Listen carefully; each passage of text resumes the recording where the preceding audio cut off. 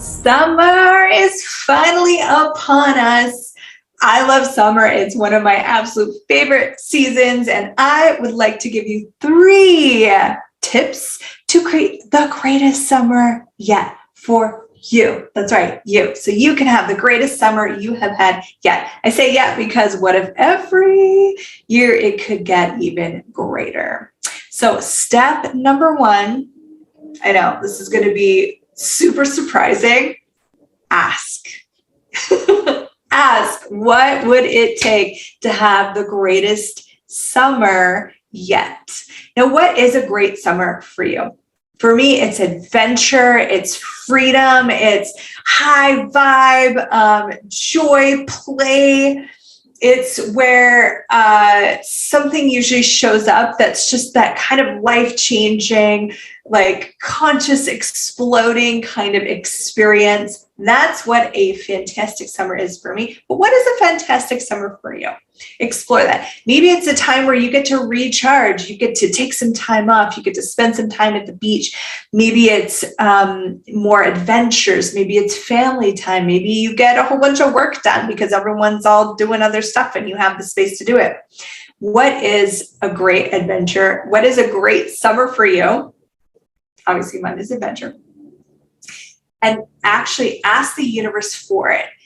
With that ask, anytime you involve the universe, anytime you ask, you are literally involving the entirety of the universe to come together to help deliver your request for you. It is a miraculous gift that is completely unused by most of the planet. So just start with actually asking for it. What would it take? You can use this question or use a different question that works for you. But what would it take to have the greatest summer I have ever had yet? Or what would it take to have a greater summer than I ever could imagine possible? What would it take for this summer to be more relaxing than I ever could have thought possible? What would it take to have more adventures this summer than I've had in years? What would it take for me to have true miraculousness show up this summer beyond my wildest dreams? These are some questions you can ask. That's step number 1, is you have to actually ask for it. Now, step number 2, want you to follow the flow. Follow the flow. So when you ask a question, you can kind of picture it like, if you're asking for something, you obviously don't have it already. You wouldn't ask for something you already have. Right? I wouldn't ask for this necklace because I have it. I own it. But if I'm asking for something that I don't yet have, it's kind of like, imagine you have like a lasso, right? You know, and you're like, you're getting your rope really, really big and you throw it out there and you hook on, you got it. Oh, yeah, that's what I'm asking for. Okay. And so you have this rope, you have this, and I'm making it seem like there's one rope, but what's actually going on is when you threw it out, it was like this miraculous, like silk thread of like a cobweb of possibilities that's more true to what's going on. But we're going to use the one rope because that's a little bit easier for your brain to digest. Okay. So the flow is this rope that you actually have to walk with. You have to go forward and proceed with, that's going to bring you to what you asked for. So you ask that question, what would it take to have more adventure this summer than I have ever imagined possible? Okay, you got that energy, that's where you threw your rope.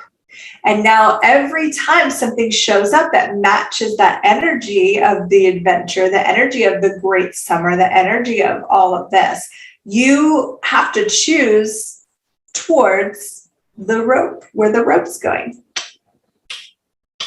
Now, if it comes up and you don't choose it, that's okay, but you're not headed towards what you asked for. So you might not actually,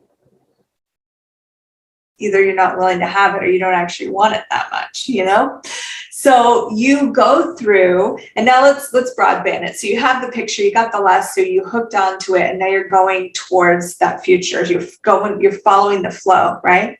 But now imagine that instead of one rope, it is 10,000 ropes. It's like this huge web.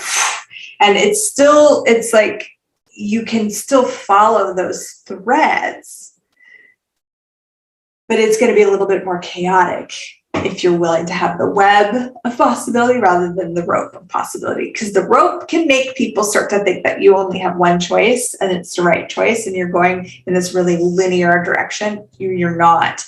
It's actually these threads of possibility. And so you're going to have all these things presented to you and then you choose. And what I do is I choose whatever thread vibrates more like the thing I was asking for. If you're kind of new to sensing energy and exploring energy, you might think, I don't know what senses like the thing that I asked for. Don't worry about it.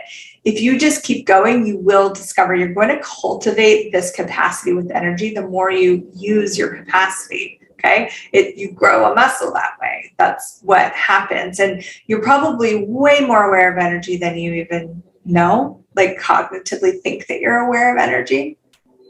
Keep exploring. It's going to grow for you. But you can be as simple as, does it have that same sensation for you? When you look at what you're asking for, maybe it's the most relaxing summer I've ever had yet. Okay. So you choose things that are relaxing.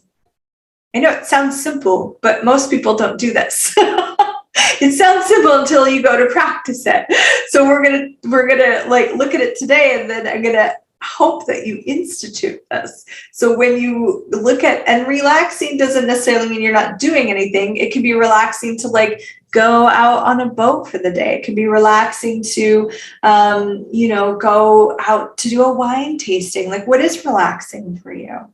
So if you're asking for a really relaxing summer, you're going to have to choose the things that are really relaxing. Sometimes you're going to choose things that are not relaxing to kind of, run your life, and that's cool. But the more that you choose in that relaxing, you're pulling on that thread and you're going towards creating this wonderfully relaxing summer, or this wonderfully adventure-filled summer, whatever it is that you're truly asking for. Follow the flow, follow the threads, okay? Now, number 3 is create space. I see a lot of people do this. They have their whole summer planned out before summer even gets there. And then they're just going from one thing to the next thing to the next thing. There's no space to follow a flow, because you might be following a thread and you think you're going this way, and then it's going to veer off. And you have to be able to actually follow it. But if you don't have space to follow it, then you're kind of like fighting against the structures that you put into place to still create what you asked for, or still actualize rather what you asked for. So give yourself space. So whether it's relaxation, it's adventure, whatever it is you're asking for you for this summer, whatever the greatest summer yet is for you, what if you allowed pockets of space, unplanned things so miraculousness can show up, adventure can show up, relaxation can show up, possibilities can show up for you that you never imagined possible. Now, if you have a really filled schedule, just do what you can. Just what is not absolutely vital that I could clear off, so I just have space. I have space to choose, space to follow the flow, and space to create a greater summer than I have ever had yet. Thank you so much. I hope this video contributed to you. I truly hope that you have the greatest summer that you have had yet, and that it gets greater every single summer for you. Please, if you like this video, click the subscribe, click the like button, leave me a comment, tell me what was your greatest takeaway, and what are you going to institute? Thank you so much.